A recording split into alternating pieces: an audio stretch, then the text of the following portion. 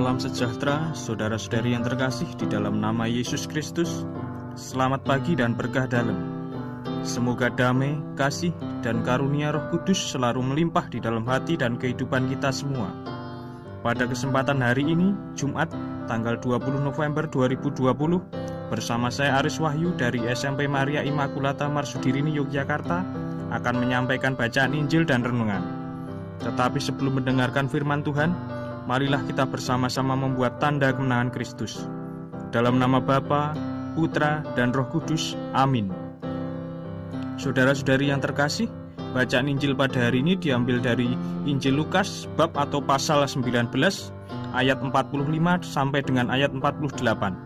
Tertulis demikian.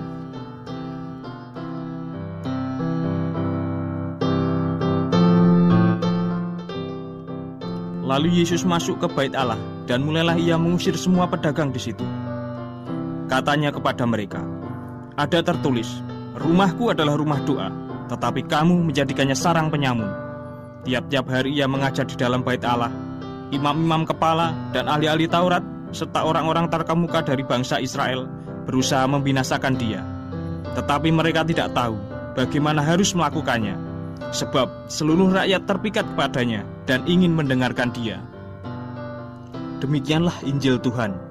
Terpujilah Kristus. Saudara-saudariku yang terkasih, marilah sejenak kita luangkan waktu beberapa menit untuk merenungkan bacaan Injil pada hari ini. Dalam bacaan Injil hari ini dikisahkan, Yesus datang ke bait Allah dan mulai mengusir para pedagang yang berjualan di bait Allah. Yesus merasa kecewa melihat para pedagang yang menjadikan bait Allah sebagai ajang bisnis untuk mencari keuntungan pribadi. Yesus berkata, "Ada tertulis, rumahku adalah rumah doa, tetapi kamu menjadikannya sarang penyamun." Lukas bab 19 ayat 46. Saudara-saudari, melalui ayat ini, Tuhan Yesus menegaskan kepada semua orang bahwa bait Allah adalah rumah Allah dan rumah doa bagi orang-orang beriman. Bait Allah adalah tempat kudus dan suci, di mana Allah menjalin relasi yang intim dengan umatnya.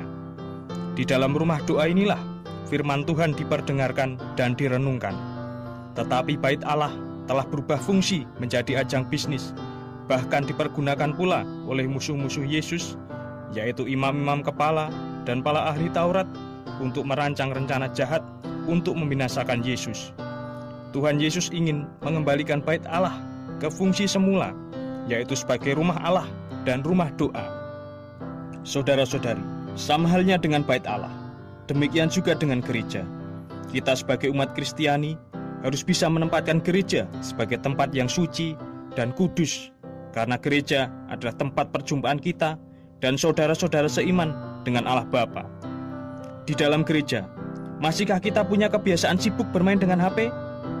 Di dalam gereja, masihkah kita sibuk mengobrol dengan teman kita? Di dalam gereja, masihkah kita membiarkan anak-anak kita makan di dalam gereja, atau membiarkan mereka ribut dan berlarian ke sana kemari? Jika masih, maka perbaiki kelakuan kita. Karena hal itu sama saja menjadikan gereja kita sebagai sarang penyamun. Hal ini akan menjauhkan kita dengan Tuhan Yesus. Saudara-saudari yang terkasih, bait Allah selain berupa bangunan atau gereja, pada dasarnya tubuh kita adalah bait Allah. Bait Allah yang hidup, tempat Allah atau Roh Kudus hadir dalam hidup kita. Hal ini tertulis di dalam 1 Korintus bab 3 ayat 16 sampai dengan ayat 17.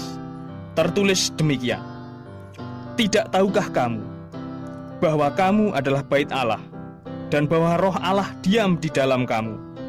Jika ada orang yang membinasakan bait Allah, maka Allah akan membinasakan dia. Sebab bait Allah adalah kudus, dan bait Allah itu ialah kamu." Saudara-saudari, mau menjadi seperti apa bait Allah kita? Sepenuhnya tergantung dari apa yang masuk dalam diri kita.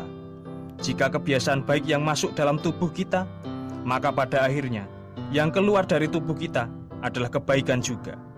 Namun jika yang masuk dalam tubuh kita adalah hal-hal yang jahat, hasilnya tentu saja adalah kejahatan.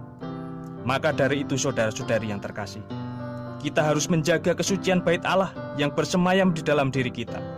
Tubuh kita hati, dan pikiran kita dari segala bentuk pencemaran, seperti tertulis di dalam 2 Korintus bab 7 ayat yang pertama.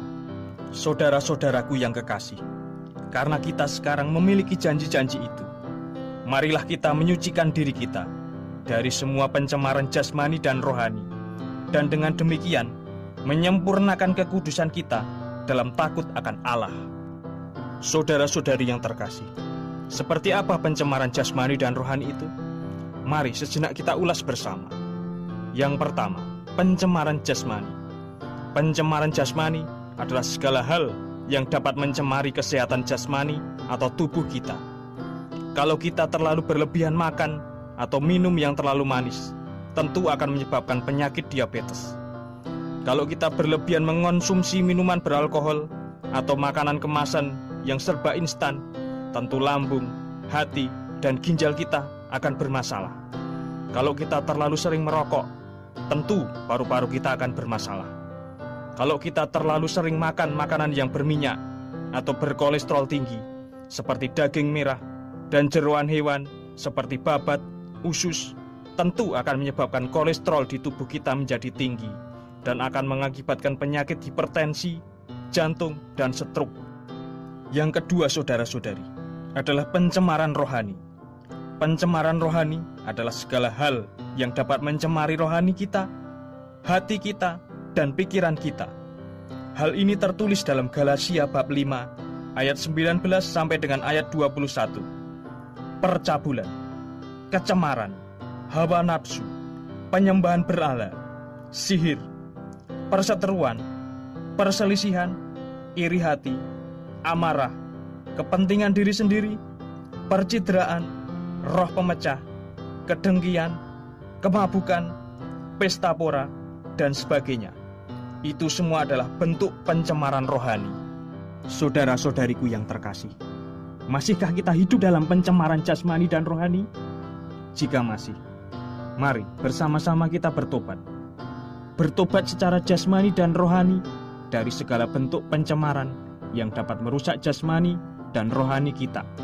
Ada baiknya kita hidup menurut buah-buah roh, seperti kasih, sukacita, damai sejahtera, kesabaran, kemurahan, kebaikan, kesetiaan, kelemah lembutan, dan penguasaan diri.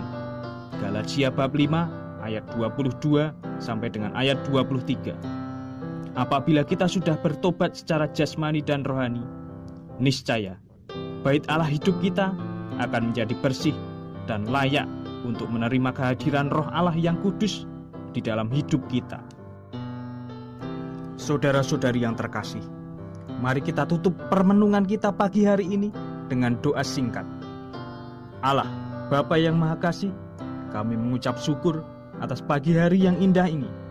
Terima kasih pula atas perlindungan-Mu sepanjang malam tadi.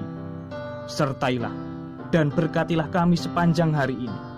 Pekerjaan kami, keluarga kami, sahabat-sahabat kami, dan semua orang yang akan kami jumpai hari ini. Jauhkanlah hati kami dari lumuran dosa. Semoga hati kami menjadi persemaian kebaikan dan kebajikan. Amin.